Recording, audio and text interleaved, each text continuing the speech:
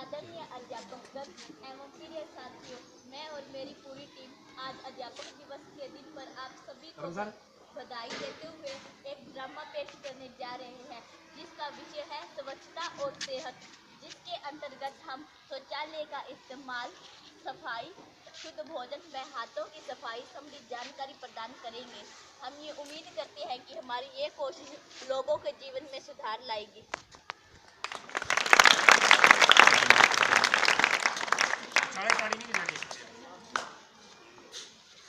तुम लोगों को पता है हमारे गांव में कोई ना कोई बीमार है।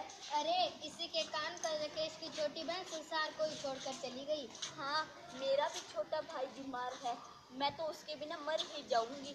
आज प्रिंसिपल सर असेंबली में कह रहे थे कि इन बीमारियों का मुख्य कारण यहाँ की गंदगी है। क्या ये सच है? हाँ, वो ये भी कह रहे थे कि गंदगी के कारण जहाँ शारीरिक बीमारी होती है, बल्कि हमारे मानसिक विकास में भी बाधा आती है। हमें जल्दी ही इस बढ़ रही गंदगी और प्रदूषण का उपाय ढूंढना ही होगा। हाँ, तुम सही कह रही हो। हाँ, तुम सही कह रही हो।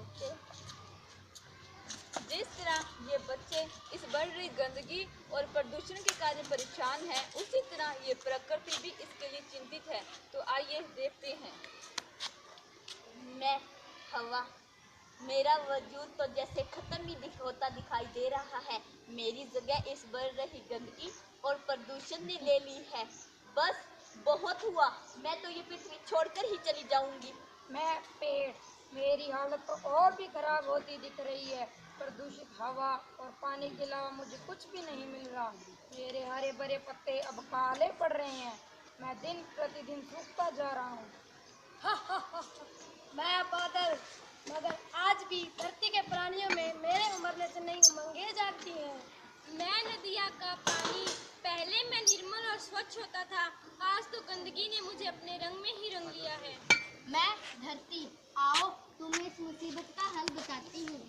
क्यों न हम सब मिलकर एक शक्ति उत्पन्न करें, जिसकी मदद से हम बढ़ते प्रदूषण को रोकें और इसे पहले जैसा स्वच्छ करें। इन सब कामों की जड़ एकमात्र मनुष्य है।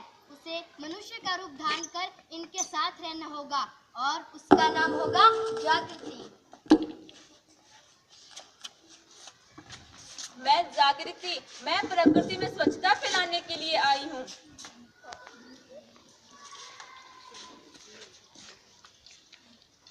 अरे ये कौन है? इसे तो हमने पहले नहीं देखा। पता नहीं। घबराओ नहीं दोस्तों, मेरा नाम है जागृति। मैं हूँ प्रकृति की शक्ति। मैं यही तुम लोगों के बीच में रहती हूँ, हवा के रूप में, पानी के रूप में, पेड़ों के रूप में और प्रकृति के अन्य रूपों में, जिन्हें आप देखते हैं और महसूस करते हैं। और यही नहीं, मैं आपके मस्तिष्क में भी रहती हूँ, पर मुझे समझदार और जागरूक लोग भी समझ सकते हैं और उन्हीं के द्वारा ही मैं मदद कर सकती हूँ, जैसे कि तुम लोग। और तुम हमारी मदद क्यों करना चाहती हो? दोस्तों, जिस तरह तुम इस बढ़ रही गंदगी और प्रदूषण के कारण परेशान हो, उसी तरह ये प्रकृति भी इसके लिए चिंतित है।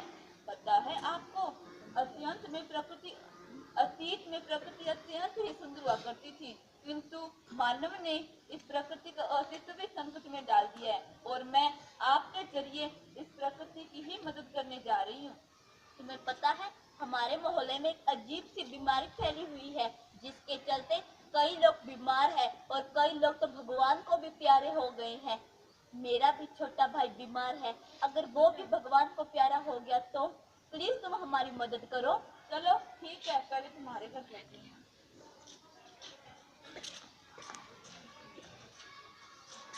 माँ, माँ, देखो कौन आया है। आई विद्या आई। नमस्ते आंटी जी। नमस्ते। माँ, ये जागृति है, ये भाई को देखने आई है। चलो वो तो अंदर है।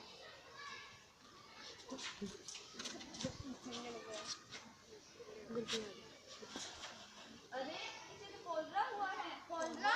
ये क्या होता है? बीमारियां जैसे कोलरा, डायरिया कीटाणु से फैलती हैं।